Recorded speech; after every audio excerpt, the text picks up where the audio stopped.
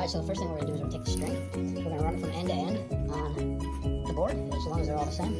And these are all roughly 4-foot boards. I'm doing 4 foot to 4 foot because that seems to work best. But I run it from one end to the other, roughly, flip it over, tie these two ends together, and I've got myself half a circle for the most part. Once I do that, I take the half circle, find it in the center.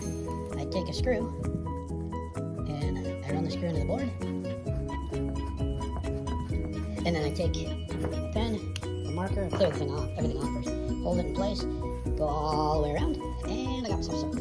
Alright, once you've run all the circles, I got 4 of them. I'm not sure if I'm going to make this 2 separate candies or if I'm going to make it just one complete one. I like the idea of it being solid. So hi to Billy. Hi Billy. Billy. Hi. Hi buddy. Billy likes hanging out with me.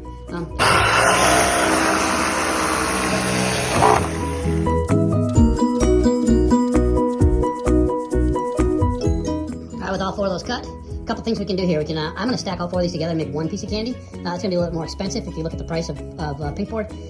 But you could also take the scraps and start gluing them around the edges and then cut those down and shape it down from there. Again, I like stability and strength.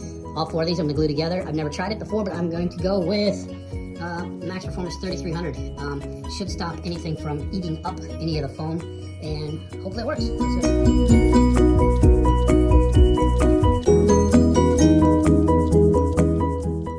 So I've got all of the, 3 of the 4 glued, because I won't need to glue the last one because it's going to go on top of the one before it. Each one is going to go to itself, to the next one. I'm going to vice them together, put some weight in the middle, and then wait for them to dry. So I'm going to be putting them on here, stacking them, packing them down, and then clamping them. So I also did want to mention in this next part especially, you want to be wearing rubber gloves. These are some pretty good ones. But yeah, you're gonna get the glue all over your hands trying to stack the stuff together and get it straight. Alright, so while I'm waiting for that to dry, I got another thing I can start doing. When all's said and done, this is going to be a peppermint, a giant peppermint, about 4 feet big. I need to have some kind of a cellophane to go around it. I could use regular plastic, but it's opaque, it's not clear. But one of the best things that you can use for that is window insulation kits. I only have the 42 by 62s, so I'm going to use the double-sided tape and put 4 of them together so I can wrap it over it and have enough to be able to tie it off on the ends so it has that poofy little edges on it so it looks like an actual candy. So now I'm actually going to be starting to carve a shape around the edge, still keeping the flat surface.